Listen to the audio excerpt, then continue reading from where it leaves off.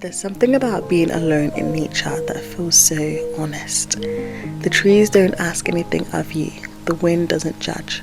You can just exist. No expectations, no roles to play. I used to think solitude was something to fear, avoid to be filled with noise, people, or distractions. But here, surrounded by nothing but leaves and earth, I've come to realize that solitude is where you find yourself. The silence isn't empty, it's alive. It hums with the rustling of branches, the distant calls of birds, the rhythm of your own breath. It's as if the world speaks in a language so ancient, so patient, that you only understand it when you stop running. And in that stillness, you learn things about yourself, not all at once, but in fragments, like sunlight breaking through the trees. And it's here, in this quiet space, that inspiration finds me.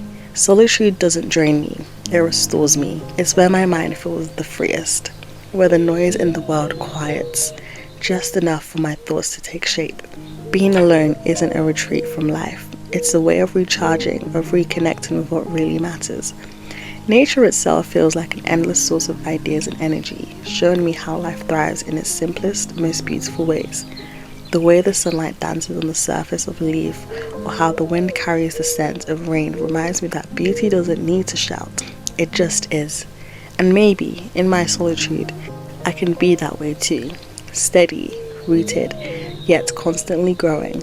I think we all need time like this, to step back, to let the world fall away, to refill the parts of us that daily life quietly empties. Out here, I don't feel lonely, I feel whole. Because in the solitude, I remember who I am and who I want to be.